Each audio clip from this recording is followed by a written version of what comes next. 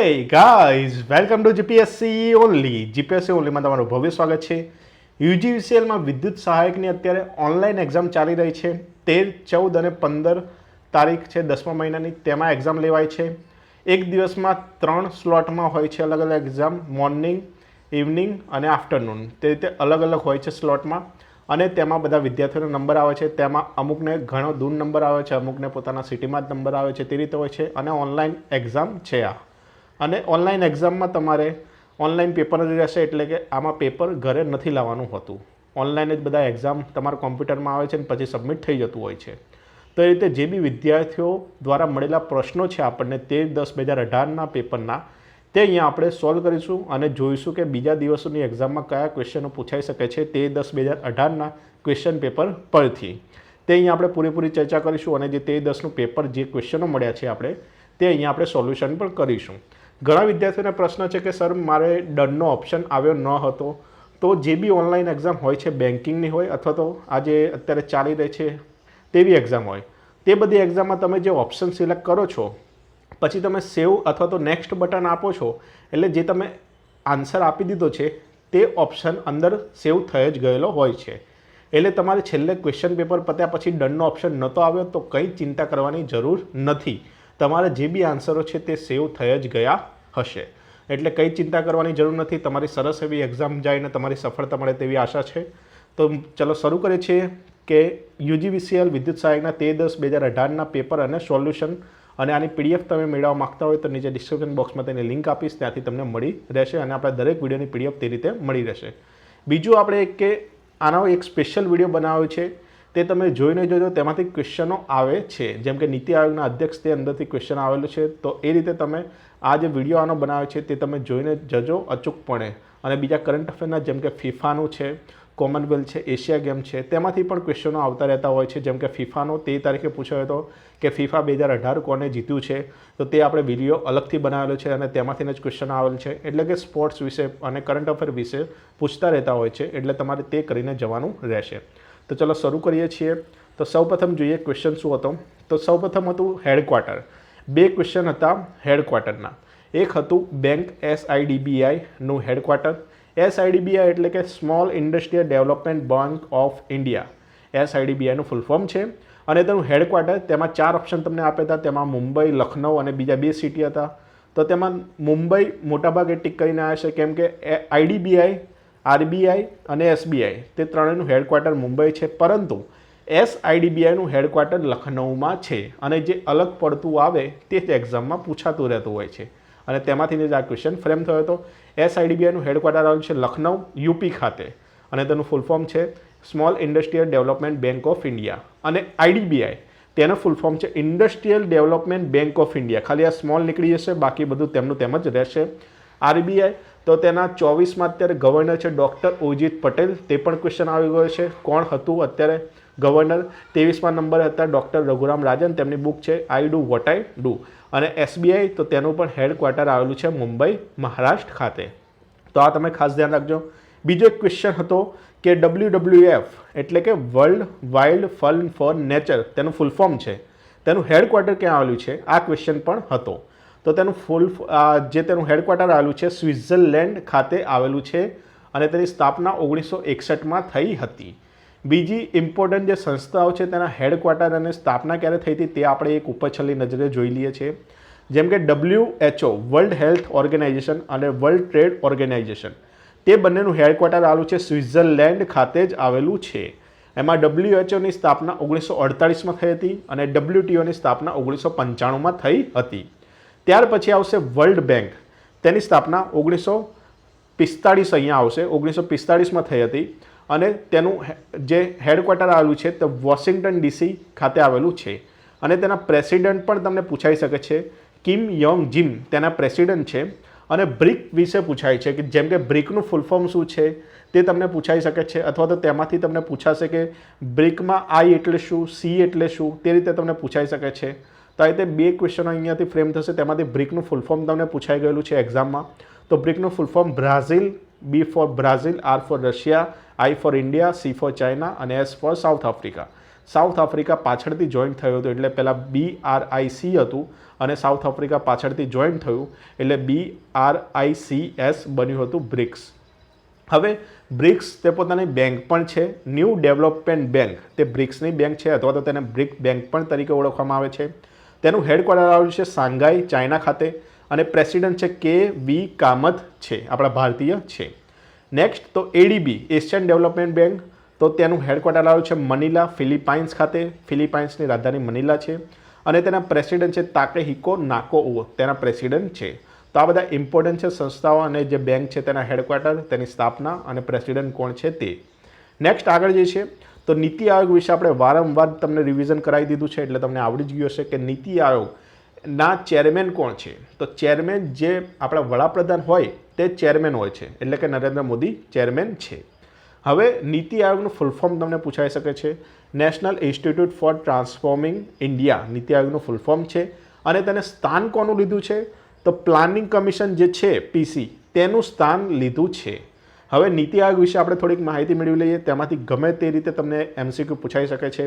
જેમ કે ચેરમેન તો PM હોય તે ચેરમેન હોય છે, વાઇસ ચેરમેન તો રાજીવ કુમાર તે વાઇસ ચેરમેન છે, CEO તો અમિતાભ કાંત CEO આવશે, ડાયરેક્ટર તો દિનેશ અરોરા ડાયરેક્ટર આવશે અને તેને પ્લાનિંગ કમિશનનું સ્થાન લીધું છે.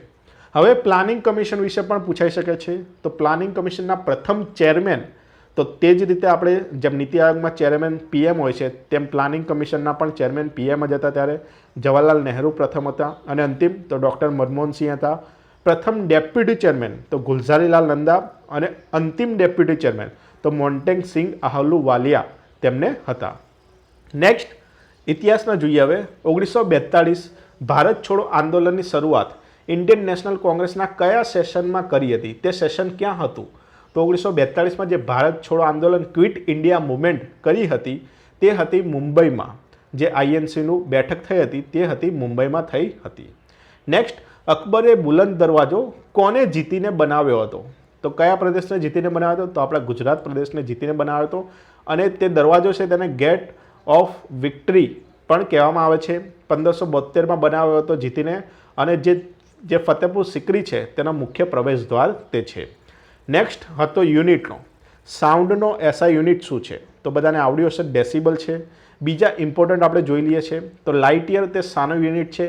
તો આકાશમાં જે સ્પેસ છે તેમાં અંતર માપવા માટે લાઇટ યર વપરાય છે. પાવરનો SI યુનિટ તો વોટ આવશે. તાપમાનનો તો કેલ્વિન, ફોર્સ તો ન્યૂટન, કરંટ યુનિટ તો એમ્પિયર, હીટનો SI તો જૂલ આવશે અને પ્રેશર એટલે કે દબાણનો યુનિટ પાસ્કલ આવશે.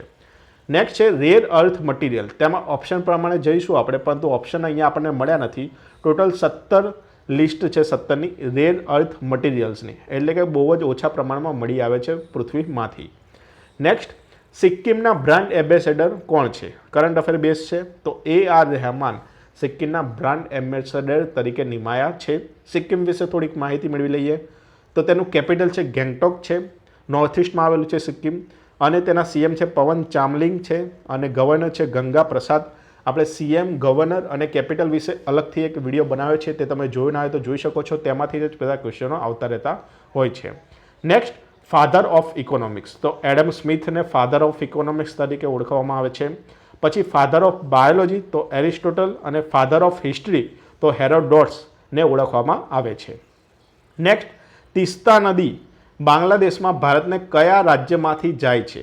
તો તે આવશે સિક્કિમ અને પશ્ચિમ બંગાળ બંનેમાંથી જાય છે અને તિસ્તા નદીની લંબાઈ છે 309 કિલોમીટર છે અને સિક્કિમ હિમાલયમાંથી તિસ્તા નદી નીકળે છે. નેક્સ્ટ છે વર્લ્ડ ફાર્માસ્યુટિકલ ડે. તો વર્લ્ડ ફાર્માસ્યુટિકલ ડે 25 સપ્ટેમ્બરે મનાવવામાં આવે છે અને જે આપણે બનાવ્યો છે UGVCLનો અલગથી એક્સપેક્ટેડ ક્વેશ્ચનોનો વિડીયો, તેમાં બીજા બધા ઇમ્પોર્ટન્ટ ડેઝ પણ આપણે અંદર ઉમેરેલા છે, તો તે પણ તમે જોવાનું ના ચૂકતા.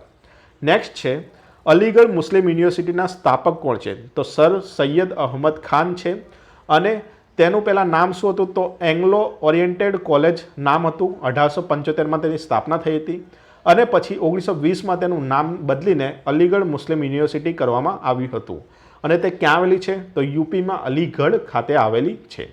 નેક્સ્ટ કે લખનઉ કઈ નદીના કિનારે આવેલ છે? તો રેલવે ગ્રુપ D 27/9નું જે એનાલિસિસ કરાવ્યું હતું તેમાં આપણે આ ક્વેશ્ચન નાખેલો હતો કે લખનઉ આવેલું છે ગોમતી નદીના કિનારે આવેલું છે. હવે બીજી બધી ઇમ્પોર્ટન્ટ જે શહેરો અને કઈ નદી પર આવેલું છે તે આપણે જોઈ લઈએ છીએ. જેમ કે પણજી તે ગોવામાં આવેલું છે, તો પણજી કઈ નદીના કિનારે, તો મંડોવા નદીના કિનારે છે. સુરત તો તાપી, અમદાવાદ તો સાબરમતી. બીજી ઇમ્પોર્ટન્ટ લિસ્ટ ઘણી મોટી છે, જોઈ લઈએ એક પછી એક. કોલકાતા તો હુગલી નદીના કિનારે. દિલ્હી, મથુરા અને આગ્રા ત્રણેય આવેલું છે યમુના નદીના કિનારે.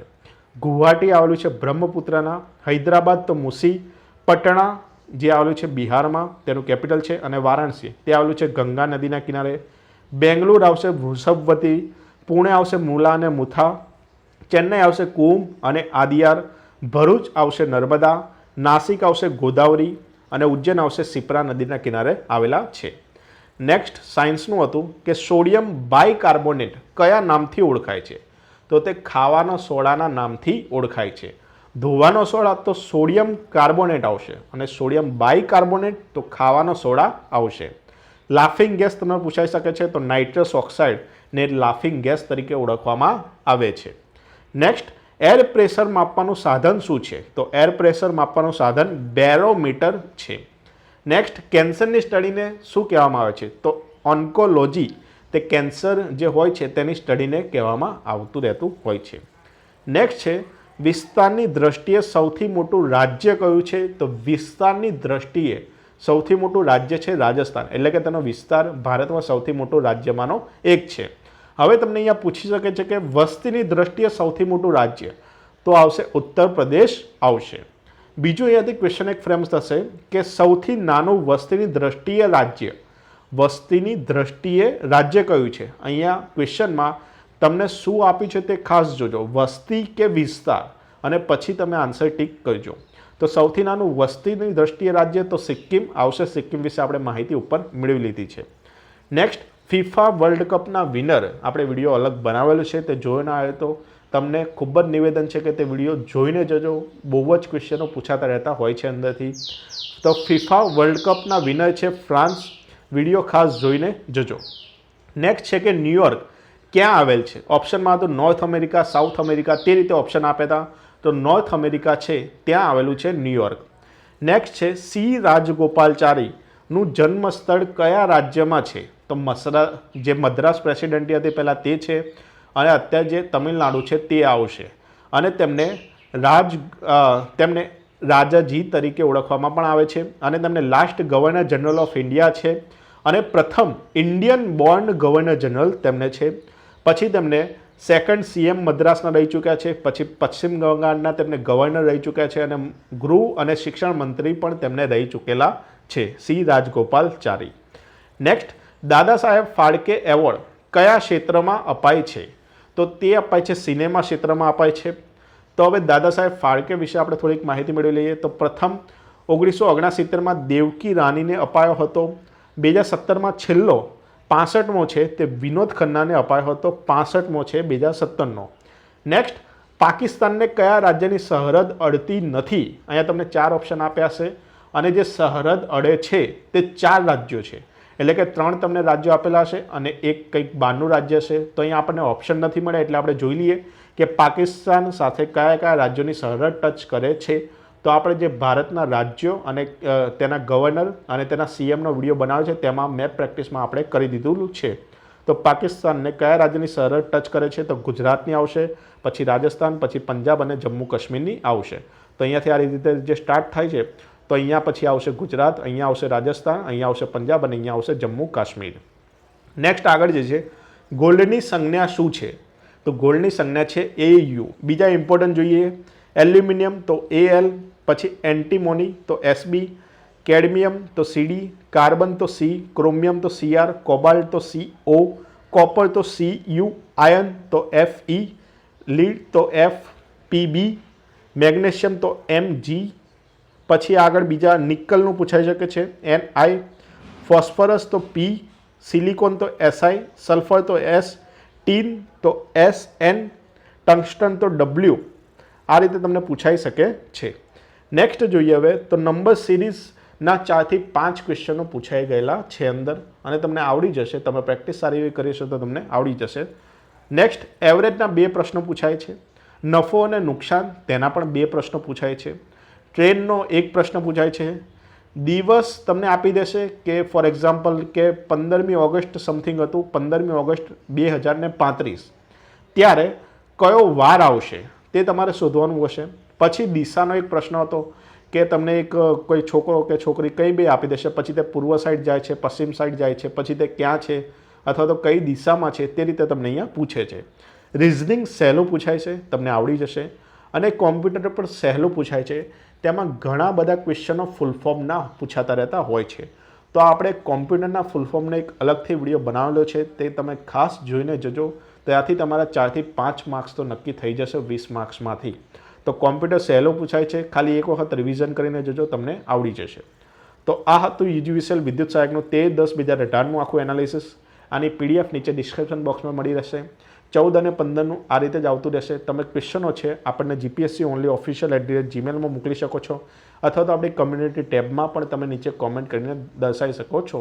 તો તે રીતે તમે જેટલા બી ક્વેશ્ચનો વધારે મોકલશો તો તમને અને બીજાને પણ ફાયદો થશે. તો ચલો મળીએ છીએ એક નવા વિડીયો સાથે. ત્યાં સુધી હું રજા લઉં છું. Have a awesome day.